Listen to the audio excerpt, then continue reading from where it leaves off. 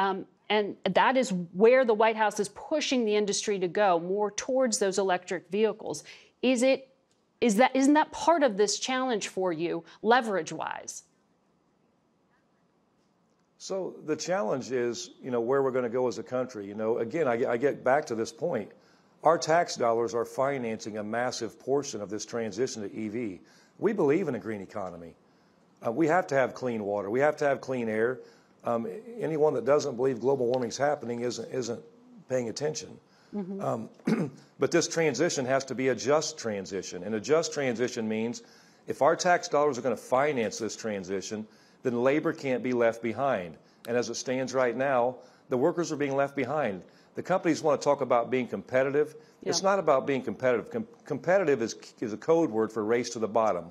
What they want is they want to pay us poverty wages so they can keep on making billions more in profits, and they can keep enriching the shareholders and the CEOs and the corporate executives while the workers pay the price for it and get left behind. That's got to stop in this country. Ford has said that your demands would more than double the labor costs, which are already significantly higher than the labor costs at Tesla, at Toyota, and other foreign-owned automakers who don't use union labor. So how do you make the case that these automakers need to keep investing in more expensive union shops rather than move to these right-to-work states?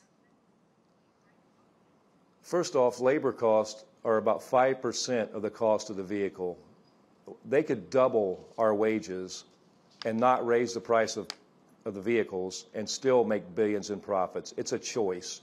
And the fact that they want to compare it to how pitiful Tesla pays their workers and other companies pay their workers, that's what this whole argument's about. Workers in this country got to decide if they want a better life for themselves instead of scraping to get by paycheck to paycheck while everybody else walks away with the loot.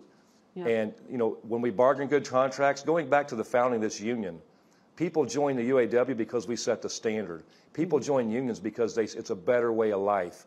And that's what we got to do. We have to bargain a good contract, and then we're going to go organize these places and bring these workers in so they get their fair share of the economy that they get nothing of right now. Most of these workers in those companies are scraping to get by so that greedy CEOs and greedy people like Elon Musk can build more rocket ships and shoot themselves in outer space. And that's unacceptable. President Biden says he's the most pro-union president in American history, but you haven't endorsed him. What is it going to take for you to do that? Our endorsements are going to be earned. We've been very clear about that, no matter what politician it is. How does he earn it? We expect action. We expect action, not words. And this fight we're in right now, obviously, people are talking about them trying to interject themselves into our negotiations. This negotiating, our negotiators are fighting hard, our leadership's fighting hard. It's going to be won at the negotiating table with our negotiating teams, with our members manning the picket lines and our allies out there. Who the president is now, who the former president was, or the presidents before them, isn't going to win this fight. This fight is all about one thing. It's about workers winning their fair share of economic justice instead of being left behind as they have been in the last decades.